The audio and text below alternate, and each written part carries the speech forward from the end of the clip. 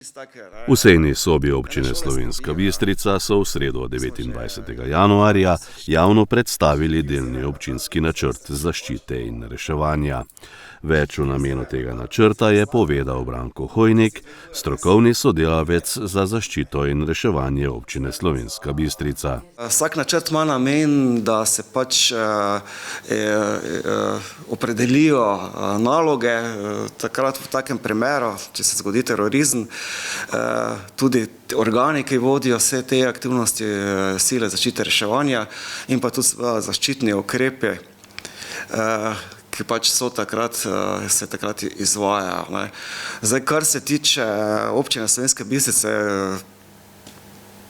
ocenjujem, da ni neke, bi rekel, kot sem že prej rekel, neke velike stopnje ogroženosti. Mi smo na območju takem, da potem nas vključijo tudi v ta del, ker ene občine recimo niso rabljene. Mi smo že zaradi letališča blizu železniške postaje, potem imamo zelo veliko tudi recimo piščančjih farm, tudi zaradi vsega tega nekako so nas potem kot državni načrt in regijski načrt vključili. Zdaj, kar se tiče samih zaklonišč, ki so mogoče tu vezane tudi, se lahko mogoče malo pohvalimo, v bistvu so bili kar pridni, že leta 2022 smo v enem inšpekcijskem ogledu takrat že izvedli komplet preglede vseh naših zaklonišč in smo izvedli tudi servise in tako, da imajo vsa naša zaklonišča tudi potrdila o ustreznosti uporabe. Je pa res, da je to ena omejitev vseh teh zaklonišč, ki so bila izdelana pred letom 2006, v bistvu ne izpolnjuje več, bi rekel, pogoje za celotno zaščito, bi rekel, tisto radiološko, biološko, kemično. V bistvu gre bolj za zaklanjanje, ker takšen je pravilnik.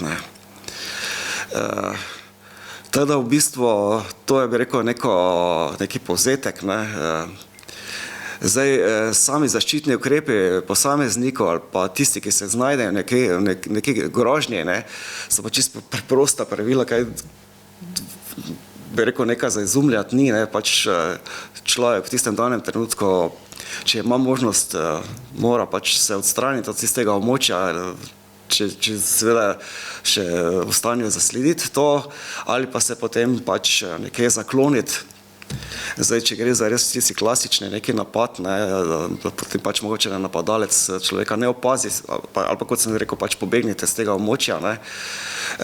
So pa celo navodila, zdaj v tisti skrajni sili, je pa potem možno samo kontranapad, če že res za skrajnost, to je takrat potem, drugače so pa to osnovni napotki za javnost, recimo, čim bolj se izogibati tistega območja, če že do tega pride. Sicer pa takrat so tako potem vse tiste javne službe tudi napotene, kot je policija, pa te različne specialne enote na taka območja.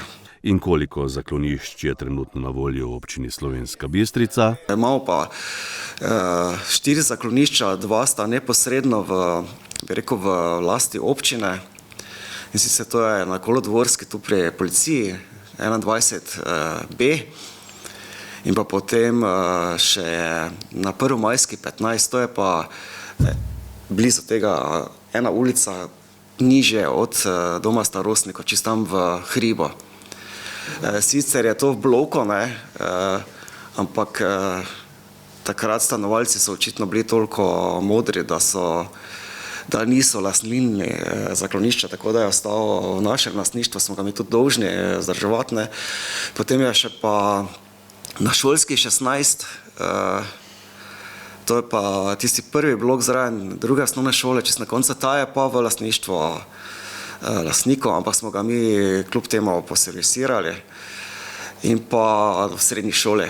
Branko Hojnik je komentiral tudi nedavne grožnje šolam in vrtcem po vsej državi. Kot je policija že sama izjavila, da je bila nizka stopnja ogroženosti, take stvari, kar se tiče stopnje ogroženosti, sploh šol je težko opredeliti vnaprej, ker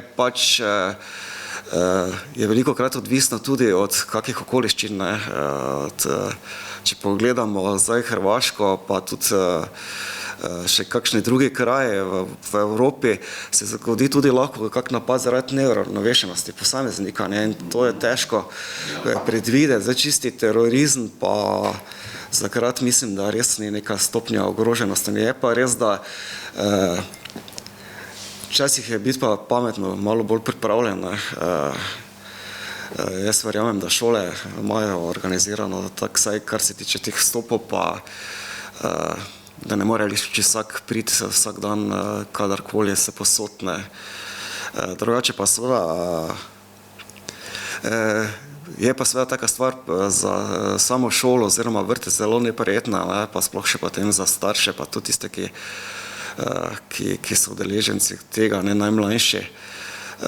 Je pa res, da so kar strokovno to izvedli in naši gasilci in policija, tako da so evakuirali vse te otroke in potem tudi izvedli pregled in šele po ugotovitvi, da res ni ničesar ogrožajočega, so potem tudi nadaljevali z svojimi aktivnostmi. Ne. Recimo, kot so pač nekatere občine malo bolj panične oziroma šole v drugih krajih delovale. Ne.